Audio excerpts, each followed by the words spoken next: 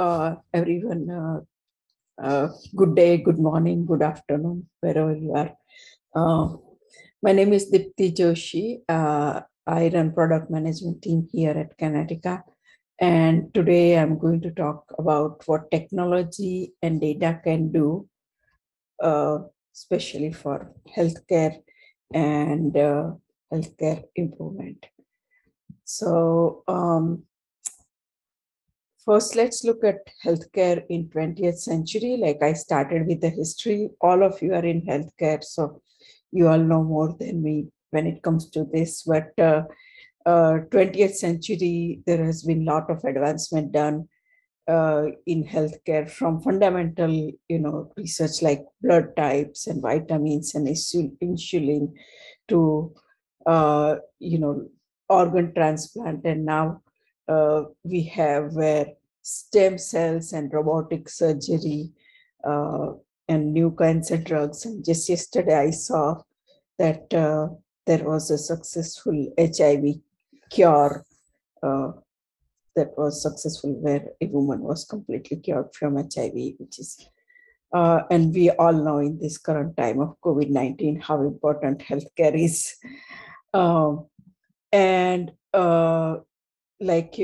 Again, you all are doctors and healthcare professions, so but when it comes to like all this research that happened and healthcare that has been provided, not just in 20th century, but 19th, 18th century, all the way dating back to time. Whenever a person goes to the doctor, there are the person's history, the patient's history, what is going on with the patient, what is his, what are his or her preferences, then what does the medical profession says about regarding this condition. So the knowledge of the medical data, which is available in terms of other profession peer data, or what was just presented before me here. Also, based on the patient symptom, what is the history of similar symptoms and disease in past in population and communities. And again, as the previous presentation talked about, the effect, what's going on with the weather, where the person is, what are the demographics, and of course, the knowledge of peers, scientific finding. And all this uses data and medical knowledge. So it has been always being used for, data has been always being used, just that how the data is being used and the technology behind the data has evolved. And again, I'm just taking the last century. I start from 1918 flu pandemic, because it's very appropriate that 100 years later we have COVID-19. So until 1920s, and this history, I'm going to speak more in terms of French. I did some little bit of research, and up to 1920s, all this data that I mentioned about patient's history, what's going on, what does the symptom means in terms of medical literature, past research, it was all on paper and books. There were journals, books, and doctors used to have, case files for the patients on paper, and each doctor used to have their own case files. Then 1918, this flu pandemic happens, and in 1920s, where there is, a lot more attention needed, and all this other fundamental research is also happening in medical field, right? And in 1929, one of the French Dr. Louis Bassy, goes to Belgium, and he sees that how they are keeping track of patient data. Even in that time, they would immediately, if somebody dies, they'll immediately record the death, what was the reason, which region, and they for that period they had complete knowledge of the Brussels and the Belgium parts of Belgium is that which community, which location has what kind of healthcare outcome. And it was much improved outcome. So he came back to France and he's like, we need to do this because, how come they have better healthcare outcome? So use statistics machine to kind of code patient data. This looks like, for those in technology, kind of like the punch card of the mainframe days. And between 1929 and World War II, there were effort in France for all the doctors to, do this kind of uniform healthcare data collection and share with each other. But still, culturally, it was not that evolved, and rightly so. Even now today, there is concern about security of data.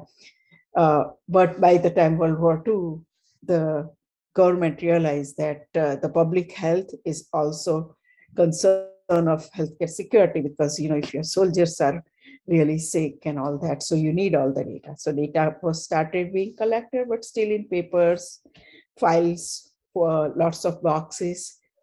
Then between World War II and 1980s, mainframe huge computers started coming. The healthcare data started moving on to tapes and magnetic data storage. And as the time proceeded, like all this technology allowed to process the data faster, and it means you can share more data. If something is happening in Paris and something is happening in little town in southern France, they could share the data and correlate. Oh, this means it looks like this, some kind of new disease is coming, or like that. And then in 1980s to 2000s, there were desktop computers, there were new relational database technologies like Oracle and DB2s and that were coming into, and all these could run on Unix platforms, like much smaller platform than the mainframes used to fill, like buildings full of area just with the machine. Instead of that, this could be in a all the Unix machine, and the servers could be in a room or a couple of rooms. Also, towards as we got close to 2000, internet got invented. So now there is internet, cell phones, social media, there's GPS technology, there are laptops, and that's like in the 2000. And when like in 2020, like most even ordinary person knows there's a cloud, something called cloud. There is cloud, there is, cars that are connected, you have robotic surgery, everybody's wearing Fitbit or Apple Watch. There is, telehealth and all that. And despite all this, we had COVID-19. However, I also put this health data hub, which again in French context is how far, the country has come, is that now there is a national mandate of, collating and collecting all the data throughout all the agencies and all the hospitals, and get the value out of it. So while there has been all these, advances in technology, also at the same time, a lot of advances in, healthcare and healthcare technology and diagnosis. Still, viruses still do their job and they evolve, whether they escape from lab or escape from a pig or a bird or a, another animal into human species. And there is a lot more work still to be done. However, the good news is we have a lot more help with data and technology. So let's look at the next slide, where all the data come in modern healthcare. Okay, so you have like patient demographics and symptoms and historical data.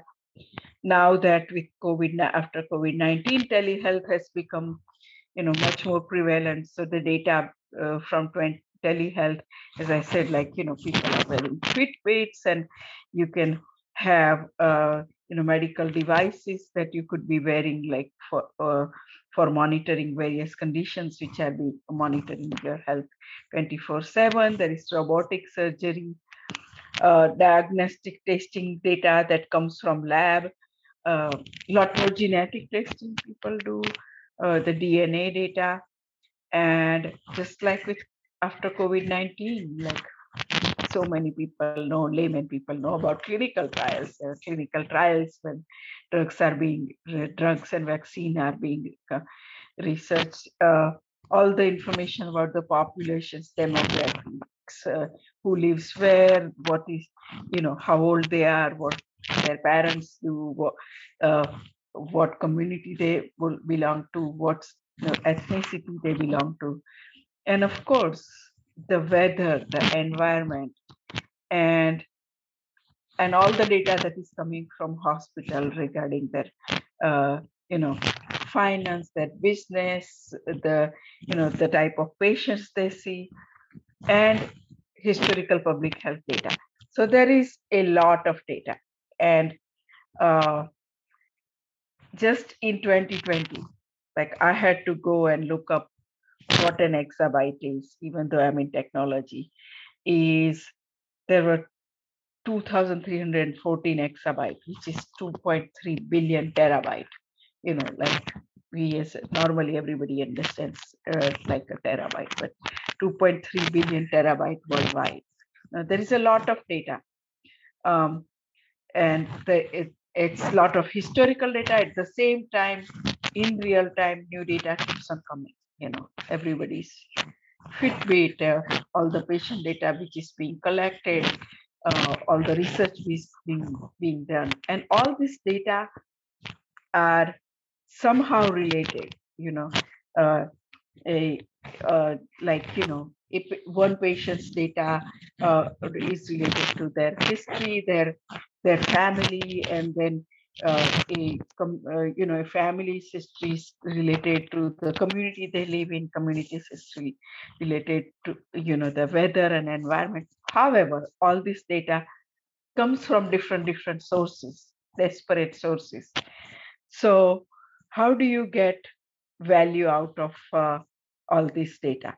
So there are all these different data use cases in healthcare, and it's personalized patient care is before, and it's an evolution. Is that when some drug or treatment was being discovered, it was like one size fits all. My husband makes this joke that when he grew up in this small village in India, the local doctor, he was not a doctor, but more like a nurse trainee, and he would just give the same medication to everybody who comes. Like, it was the same,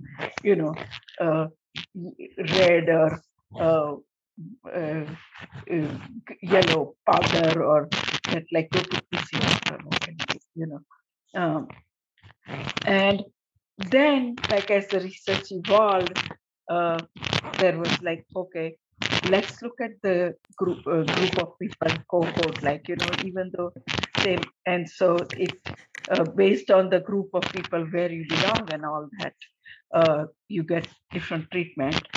And now with this data, you can personalize. Is like, for example, like I have high blood pressure, my sister has high blood pressure. We are both from same parents, but we are both getting different medication because of what is our each unique situation.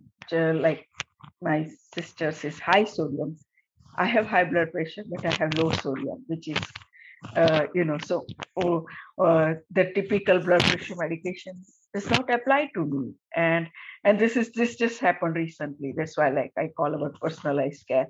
Or now also, there are genetic tests that based on that, they can profile and tell you which medication, because there's so many medication will work better for you, especially in mental health, where mental health is very challenging, like those with ADD or bipolar, and not even though no two person with ADD are same, and no, it's very challenging. So that they do this kind of genetic profiling and based on history, mouse outbreak detection and forecasting. And those who recognize this is the map of Wuhan.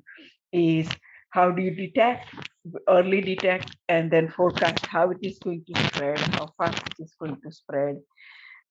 Then community health outcome improvements is that not only you treat one patient at a time, uh, in just when the person becomes patient, but continuously monitor the community, different aspect of community. What is the weather going on in the community? What's the education? What's the background? And how the people's habits are, smoking habit, eating habits, fitness habits, uh, and what is the healthcare situation in the community. And based on that all these factors decide the health outcome. And how can you improve the use the data to improve the outcome? Is that okay, if this community is not doing well based on the data, and these are the factors based on the data, then what resources we can provide. And again, that comes to like the next use case, healthcare facility capacity planning. Okay, is there going to be a heat wave in next coming days? Then we need to prepare the healthcare for, patients that will come with heat strokes, then lot of chronic condition, like there are all this invention, but one of the biggest challenges is medication adherence. How do you make sure that people are taking their medication? How do you track that? And this one is a map of Paris. I try to get like this is a use case I recently came across, where one of the pharmacy in US is using data and technology to keep track of medical adherence and keep reminding the patient that you need to continue taking your medication. Medication discovery, delivery, and drug discovery. All these use cases. So they all use data, because even in drug discovery also, like there is clinical trial that the data is collected. The initially the how the drug itself in lab reacts to different situations, and then in clinical trial, and then different stages of clinical trial, and then finally, like it goes into production and all the production data, and then it comes to the market. So let's look at what do you need to harness the modern data. And so as I said, like data comes from all these different sources. Like you have real-time data coming from people's healthcare, health monitor from hospitals, patient health monitoring, and all different sources. Weather data coming in, which is continuous data about pollution, data about lab results, coming from different labs, and then data coming from the various agency, public health agency. At the same time, there's a lot of historical data, like when you say like demographics data, or hospital has a lot of historical data, patient data. You need to have technology we can process this data in real time. As the new data is coming, at the same time, there's humongous amount of historical data that are coming in data warehouse, and correlated all these, correlate that this patient is living here, or this because of the age of the patient, and then because the patient has diabetes history, and we have been following this a group of diabetic patients over the many years, and this is how they exhibit how they are progressing. So this patient is likely to progress that way. So all these you need to combine all this data, and then you need to be able to do analytics on it, which does uh, correlates this data in real time with the geospatial data, where they are, what's the weather, where they are, how the community, and in context of time, time series data is that uh, what happened yesterday versus today, or uh, what is continuously evolving in time, and with that how the patterns are changing.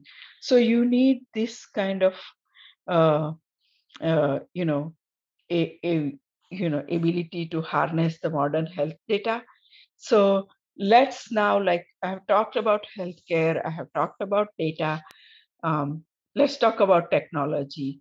That to do all this, what kind of technology platform do you need? So the technology to harness the data, as I say, like, you need to be able to process this data in real time. It needs to be able to do high-speed analytics simultaneously, and able to do spatial and temporal analytics. And on top of that, it needs to be able to make decision, machine learning and deep learning, which are, I'm sure my friend Regis will talk in the next slide little, next presentation little bit, to make real-time decision based on behavioral and visualize at scale. And so this is the kind of technology you need. So in summary, what the technology can do is greater patient care and health outcomes. You can get better personal productivity and health, public health improvement. You can lower the healthcare costs, and you can improve the greater health equality. You can serve the poor, you can serve the not so poor. And that's the end of my slide. Thank you everybody for giving me time.